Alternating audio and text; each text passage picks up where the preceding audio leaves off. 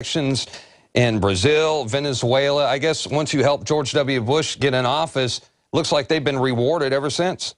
Well, ChoicePoint's been bought up by all those companies that keep track of your credit ratings, like Axion and others. They've been absorbed into this kind of total financial national security tracking network. Tracking DNA of Americans? So, and that's the other thing. They ask you to send in hair samples from your kids so that in case they get kidnapped by aliens, you'll have their DNA. See, but what are they doing with your DNA information in the meantime?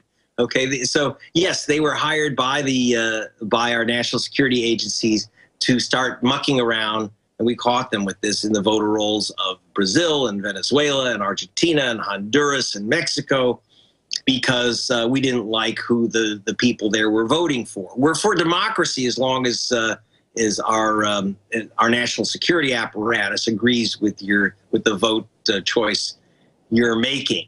This creates a bit of a problem for the United States, just like with Ed Snowden's discoveries that revelations that the phones of the president of Brazil and the president of Ecuador were tapped by our national security agencies. That's right. I'm not even sure what junk they find out about. It's the silliest stuff, but it's unfortunately it ruins the relations between the peoples of our nations when these kind of Austin Powers buffoons start pretending that they're actually spies getting us important information. You know what they're doing? They're actually getting information for companies like Monsanto.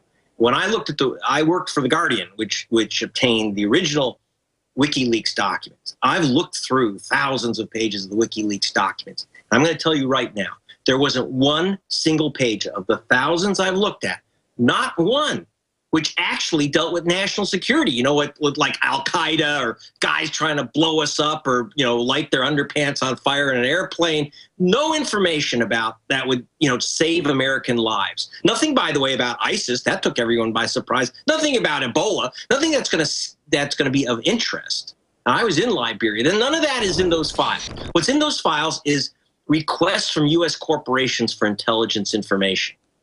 Big brother. That's what I was finding, that our military security apparatus is there at the behest of big companies. And that's what I found in the WikiLeaks files. I can imagine. Well, let's talk about what else is on your radar. What do you expect to see as a result of the midterms here in the United States? Mischief. What we're seeing now, I've uncovered in a story for Al Jazeera, which is crazy. I'm working, had to put this story in some network that's out of the Arabian sands instead of the U.S. networks. But, I got to go where they'll take the story. And in this story, I've uncovered a list. Our government loves to keep lists on you. They have a list of 3.5 million people that they say have voted twice. And by the way, one of the double voters, if you vote in 2 different states in the same election, that's a felony. You go to prison for 2 to 10 years.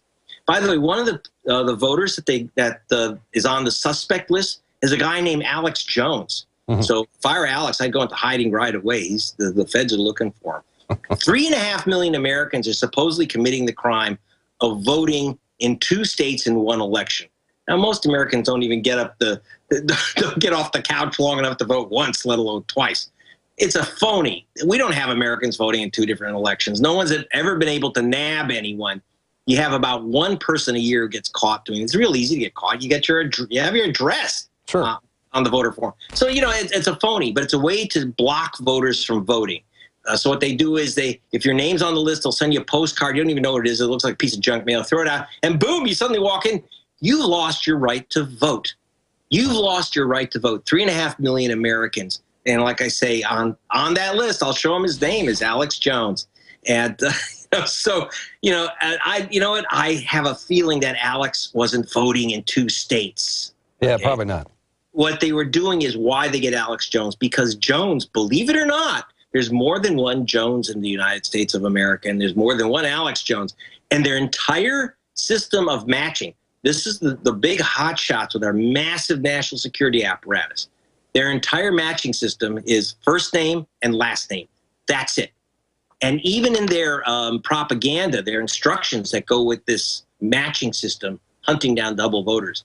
They say that they have Social Security numbers, but if they don't match, they ignore it. Over 1 million, almost 1.5 million names on the list have mismatches of middle names. So like Alex Eric Jones would be matched with Alex Thomas Jones. And that's our hotshot national security apparatus. And what are they doing? It would be funny. It would just be slapstick with this idiotic matching list and accusation of millions of people voting twice. The problem is that they can use this to selectively knock out your vote. You don't have to wait till Election Day. You can vote all week. I mean, you can only vote once. This isn't Chicago now. You can. I'm teasing Chicago. I'm messing with you. That was a long time ago. By the way, the state of North Carolina, which is having a very hot race right now, has proposed, and get ready for this, they want cameras in the voting booth that would take your picture while you are voting. So they could, if your face does not match the face recognition software identity check, I'm not making this up. I'm not making this up. They can exclude your vote. But that requires them to tag your picture to your particular vote. So gone is the secret ballot. And they say, oh, this is so someone doesn't vote for you. Come on. We haven't had, it almost never happens in the United States that you have identity theft. Someone walks in and votes in your name. It almost never happens because it's easy to catch these guys. But what they want to do is take your picture while you are voting, tag it to your vote, and then make it subject to challenge. Oh, your face doesn't match the software recognition image that we have. Well, and I imagine that's a test pilot for the rest of the country in the future. Absolutely. That North Carolina is pulling this stunt, and they'll have a choice point-like company, and so it's the problem is that first of all, they're clowns. They don't know what they're doing, so they don't do it right. So a lot of people are going to lose their vote, as they have with this so-called double voter game. And also the most vulnerable people. This is how you win elections. You can knock out, in Florida, they knocked out 58,000 people. Bush won the presidency by only 537 votes. With this double identity stuff, they're not going to knock off 3 million people. They are going to knock off, I can tell you right now, Virginia's already removed 41,000 people suspected of voting twice. And I went, by the way, I was just in Carolina. They hired an FBI agent to run this program. I said, if people are voting twice, have you arrested any? No. I said, isn't that a felony crime to vote twice? Yeah. So why don't you arrest them? Well, it's not easy. I said, you got their names, you got their addresses. You're at FBI, you've got their phone numbers, you've got their social security numbers. I mean, you're telling me you can't get these guys? No, it's not easy. So I got the list, by the way. I got 2 million of the names. I bet you did. And if you go to gregpalast.com, you can see it. I got 2 million of the names, and I went out and met some of these so-called double voters, these criminal double voters that ought to be in jail. And one guy, I'm not making this up. I went to one guy, he was in a wheelchair in a nursing home. I said, did you vote here? Did you vote? It was in North Carolina. Did you vote here in North Carolina and also in Virginia? He says, I swear on a stack of Bibles that I didn't vote in those 2 states at the same time. And I said, aha, I got you. He's lying because he was in this wheelchair, and there's no way he could have picked up a stack of Bibles. So, but this is what they're doing.